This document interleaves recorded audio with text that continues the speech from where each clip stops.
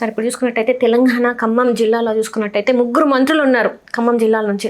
కానీ అక్కడ ప్రజలు బాధపడుతుంటే వాళ్ళ భూముల గురించి ఇంతవరకు కాంగ్రెస్ నాయకులు స్పందించట్లేదు. ఇంకా పైనుంచి వాళ్ళని పెయిడ్ ఆర్టిస్టులు వాళ్ళంతా అని చెప్పేసి మాట్లాడుతున్నారు. దీన్ని ఎలా చూడాలంటారు? అంటే ఈ దేశంలో బాధపడేవారు ఎవరైనా సరే, రోడ్డు మీదకి వచ్చి ఆందోళన చేసేవాళ్ళు ఎవరైనా సరే పెయిడ్ ఆర్టిస్టులు అని అనటంలో తప్పేం లేదు. నిజానికి మంత్రులు కూడా పెయిడ్ ఆర్టిస్టులే. చాలా స్పష్టంగా ప్రభుత్వాలు కూడా పెయిడ్ ప్రభుత్వాలే నడుస్తున్నాయి మనకి. అంటే పెయిడ్ ప్రభుత్వాలను ఎందుకు అంటున్నానంటే, ఇప్పుడు ఖమ్మంలో జరుగుతున్నటువంటి కలెక్టరేట్ పక్కన ఉన్న భూములు ఇవి. ఈ భూములు గొడవ ఏంటంటే, ఇవన్నీ భూదాన్ ఉద్యమంలో భాగంగా వినోబా భావే అని ఒక పెద్ద మనిషి ఉండేవాడు చాలా కాలం క్రితం. అంటే ఈ జనరేషన్కి బహుశా తెలియకపోవచ్చు, కానీ తెలంగాణ సాయుధ రైతాంగ పోరాటం జరిగి తెలంగాణలో దాదాపు 3000 గ్రామాల్లో ఎర్ర జెండాలు పాతినటువంటి పరిస్థితి. రైతులు భూమి ఆక్రమించుకున్నారంటే గడీలలో ఉన్నటువంటి దొరలని కాదని, దొరల భూములు ప్రజల పరం కావాలి అని భూములు ఆక్రమించుకుని జరిగినటువంటి ఒక అద్భుతమైనటువంటి రైతాంగ పోరాటం నేపథ్యం ఉంది తెలంగాణకి.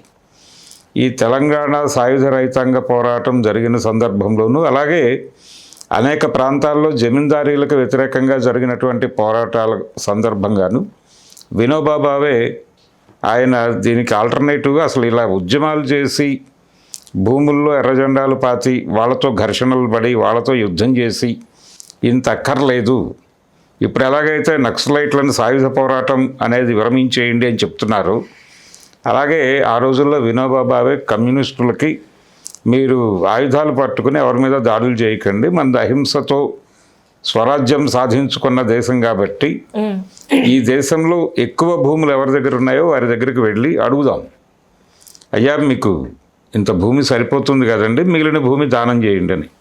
అలా భూమి దానంగా తీసుకుని దాన్ని పేదలకు పంచడం, ఇది ప్రోగ్రాం. ఆ ప్రోగ్రాంలో భాగంగా జరిగినటువంటి భూదాన్ ఉద్యమంలో కొందరు పేదల కోసం దానం చేసినటువంటి భూమి అది. ఆ భూమి ప్రభుత్వ భూమిగా నోటిఫై చేసి అక్కడ ఇడ్లేసుకుని ఉంటున్న వాళ్ళని ఖాళీ చేసేయమని నోటీసులు ఇచ్చి ఫైనల్గా దాడి చేసి, అంటే హైడ్రా అనేటువంటి మెకానిజం ద్వారా దాడి చేసి వాళ్ళు ఇళ్ళు కూల్చేసి జనాలను బయటకు గెంటేసినటువంటి పరిస్థితి. ఇప్పుడు కాంగ్రెస్ వాళ్ళు ఏం మాట్లాడుతున్నారంటే, ఇందులో తప్పే ఉంది, అసలు చాలామంది పేదలకు మేము ఇళ్ళు నిర్మించిస్తున్నాము, ఈ భూమి ప్రభుత్వ భూమి, అలా ప్రభుత్వ భూమిలో ఎవరు పడితే వారు ఇల్లు వేసుకోవడానికి కుదరదు అని చెప్తున్నారు. అంటే ఇదివరకు రోజుల్లో ప్రభుత్వ పౌరంభూకు భూముల్లో ఎవరైనా ఇల్లు వేసుకుంటే వారికి ముందు బీఫారాలు ఇచ్చేవాళ్ళు, బీఫారాలు ఇచ్చి ఆ తర్వాత కొంతకాలానికి పట్టా చేసేవాళ్ళు. అంటే ప్రభుత్వాల దగ్గర ఉన్నటువంటి భూమి పేద ప్రజలకి అకామిడేట్ చేయటానికే వాడేవాళ్ళు ఎక్కువ శాతం. కానీ ఇప్పుడు పరిస్థితి మారిపోయి మనది కార్పొరేట్ రాజ్యంలోకి వచ్చాం మనం. కార్పొరేట్ రాజ్యాంగంలోకి వచ్చేసిన తర్వాత, ఇంకా కార్పొరేట్ రాజ్యాంగం అమల్లోకి రాలేదు కానీ అప్రకటితంగా అమల్లో ఉంది. ఈ అమలులో ఉన్నటువంటి కార్పొరేట్ రాజ్యాంగం ప్రకారం ప్రభుత్వాల బాధ్యత ఏమిటి? ప్రభుత్వ భూముల్ని పరిరక్షించుకుని వాటిని సెక్యూర్ చేసుకుని ఏదో ఒక కార్పొరేట్కి ఇవ్వాల్సిన పరిస్థితి వచ్చినప్పుడు మా దగ్గర భూమి లేదండి అనకుండా భూమి ఇవ్వాల్సినటువంటి పరిస్థితి ఉంది. అందుకని ల్యాండ్ బ్యాంక్ మీద ఎక్కువ కాన్సన్ట్రేషన్ చేస్తున్నాయి అన్ని ప్రభుత్వాలు. కేంద్ర ప్రభుత్వము చేస్తోంది, రాష్ట్ర ప్రభుత్వాలు చేస్తున్నాయి. ఈ ప్రభుత్వ భూముల్ని పరిరక్షించుకోవడం కోసమే హైడ్రా అనేటువంటి యంత్రాంగాన్ని ఏర్పాటు చేశారు. నిజంగా ప్రభుత్వ భూముల్ని రక్షించుకోవడానికి హైడ్రా అనేది చేస్తే, మరి దానికి ఆ ఇల్లులు కట్టుకోవడానికి పర్మిషన్ ఇచ్చింది కూడా ప్రభుత్వమే కదా సార్, వాటికి పట్టాలు ఇచ్చింది కూడా ప్రభుత్వమే కదా సార్. అప్పుడు ఇచ్చి ఇప్పుడు ఈ రోజేమో వాళ్ళ ఇల్లులు కూల్చేస్తా అంటే ఈఎంఐలు ఎట్లా కట్టుకుంటారు? వాళ్ళ పరిస్థితి ఏంటి? పిల్ల పాపలతో రోడ్డు మీదకి వస్తే ఏంటి సార్ వాళ్ళ బతుకులు ఎట్లా? అంటే రకరకాల ఇవి ఉన్నాయి, దీనిలో కోర్టు కేసులు ఉన్నాయి, వివాదాలు ఉన్నాయి. 2014లో దానికి సంబంధించి కొన్ని నిర్ణయాలు జరిగాయి. ఇన్ని జరిగినప్పటికీ, అంటే ఇది చాలా కాలంగా జరుగుతోంది. ఈ మధ్యకాలంలో కొంచెం అమ్మకాలు, అంటే ఈ భూములకు సంబంధించినటువంటి ఇబ్బందులు లేకుండా చేస్తామని కొన్ని ఆర్గనైజేషన్స్ వాళ్ళ దగ్గర డబ్బులు కూడా తీసుకున్నారు. 1,00,000 తీసుకున్నారు, 100 మంది దగ్గర 2 లక్షలు తీసుకున్నారు. ఈ కార్యక్రమంలో భాగంగా కొన్ని అమ్మకాలు కూడా జరిగినాయి. అంటే తక్కువ డబ్బులే కావచ్చు, ఇప్పుడు 5-6 లక్షల్లో స్థలం వస్తుందంటే ఎవరైనా ఎఫర్ట్ చేస్తారు. అలా ఎఫర్ట్ చేసిన వాళ్ళు కూడా ఉన్నారు. ఇప్పుడు అక్కడ కొత్తగా వచ్చిన వాళ్ళు కూడా చాలామంది ఉన్నారు. ఎప్పటి నుంచో అక్కడే బతుకుతున్న వాళ్ళు ఉన్నారు.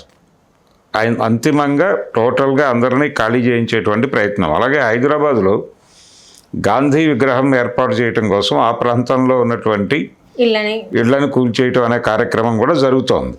అంటే కాంగ్రెస్ వాళ్ళు చేయలేదు, కానీ ప్రతిపక్ష పార్టీ అయిన బీఆర్ఎస్ నాయకులు కొంతమంది వెళ్ళి మాట్లాడుతున్నారు కదా. అదే మాట్లాడుతున్నారు, కానీ ఒక బలమైనటువంటి నిరసన కార్యక్రమాలు అయితే జరగటం లేదు.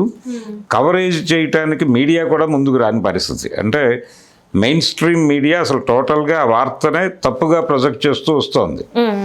తప్పుగా ప్రొజెక్ట్ చేస్తూ రావడంతో పాటు సోషల్ మీడియా వాళ్ళు అక్కడికి వెళ్ళటానికి ప్రయత్నం చేస్తే వాళ్ళని ఊరు బయటే టోల్గేట్ దగ్గరే హోల్డ్ చేసి వాళ్ళని అరెస్ట్ చేసి అక్కడి నుంచి మీరు ఎట్టి పరిస్థితుల్లోనూ మిమ్మల్ని అలౌ చేయం ఖమ్మంలోకి అని చెప్పి గెంటేసినటువంటి పరిస్థితి.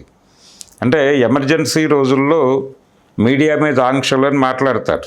అంటే ఆ రోజుల్లో పేపర్ ప్రింట్ అయిన తర్వాత కలెక్టర్ గారికి పంపించి ఆయన ఓకే చేస్తే బయటకు వదిలేవాళ్ళు పేపర్ని. లేదు ఆయన ఏదైనా తీసేయమంటే తీసేసి ఆ ప్రాంతాన్ని బ్లాంక్గా పెట్టి పేపర్ రిలీజ్ చేసేవాళ్ళు. అది అంటే రాసిన తర్వాత వద్దన్న వార్తలు తీసేసి పత్రిక బయటకు వెళ్ళేది. కానీ ఇప్పుడు పరిస్థితి ఏంటంటే ఏం రాయాలో ప్రభుత్వాలే చెప్తున్నాయి, ఏది ప్రసారం చేయాలో ప్రభుత్వాలే చెప్తున్నాయి. కాబట్టి ఏ విషయాన్ని ఎలా ప్రొజెక్ట్ చేయాలి. ఇప్పుడు ఖమ్మంలో జరుగుతున్నటువంటి పేద ప్రజల భూములు, అంటే పేద ప్రజలు ఆక్రమణలో ఉన్నటువంటి ప్రభుత్వ భూమిని సెక్యూర్ చేసుకోవటానికి పేదల మీద యుద్ధం చేసినటువంటి ప్రభుత్వం, ఇది వాస్తవం. కానీ మీడియా ఎలా చెప్తోందంటే వీళ్ళందరూ కబ్జాదారుల బారి నుంచి ప్రభుత్వ భూమిని కాపాడే ప్రయత్నం జరిగింది అన్న టోన్లోనూ దాన్ని నెరేట్ చేస్తున్నారు. ఇది దుర్మార్గం. మీడియా కూడా వాళ్ళ కంట్రోల్లో ఉంది. ఎవరైనా దాన్ని కవరేజ్ చేయడానికి వెళ్ళిన వాళ్ళ మీద దాడులు చేశారు. ఇన్ని విధాలుగా ప్రజాస్వామ్యాన్ని తొక్కేసి పేదలని నిర్వాసితులను చేసి వాళ్ళని ముష్టివాళ్ళుగా మార్చడం అనే కార్యక్రమం నడుస్తోంది. అంటే ఇక్కడ ప్రభుత్వ భూమిలో ఉన్నటువంటి పేదల్ని ఖాళీ చేయిస్తున్నారు, ఇంకో చోట ప్రజలు వాళ్ళ ఆస్తుల్ని లాగేసుకుంటున్నారు. అంటే ఇప్పుడు ఆస్తి హక్కు అనేది కూడా రద్దయిపోతోంది. జీవించే హక్కు లేదు, ఆస్తి హక్కు లేదు, ప్రజలకి ప్రాథమిక హక్కులు, ప్రాకృతిక హక్కులు మొత్తం కూడా రద్దు చేస్తున్నటువంటి ఒక దుర్మార్గమైన నియంతృత్వ పాలన నడుస్తోంది తెలంగాణలో. కాబట్టి దీనికి వ్యతిరేకంగా ప్రజా సంఘాలు పనిచేయాల్సినటువంటి అవసరం చాలా బలంగా ఉందనేది పట్టించుకోవాలి. ప్రతి చోట జరగాలి. ఇది ఏదేదో ఖమ్మం జిల్లాలో జరుగుతున్నటువంటి వ్యవహారం కాదు, ఆంధ్రప్రదేశ్లోనూ జరుగుతోంది అదే. ప్రజల ఆస్తుల్ని లాక్కోవటం, ప్రజల చేతుల్లో నుంచి ప్రభుత్వ భూములు కాపాడుకోవడానికి ప్రభుత్వాలు ఏం చేయడానికైనా సిద్ధమవుతున్నాయి. ఈ పరిస్థితికి వ్యతిరేకంగా ఒక ఉద్యమం జరగవలసినటువంటి అవసరం అయితే ఉంది దేశవ్యాప్తంగా.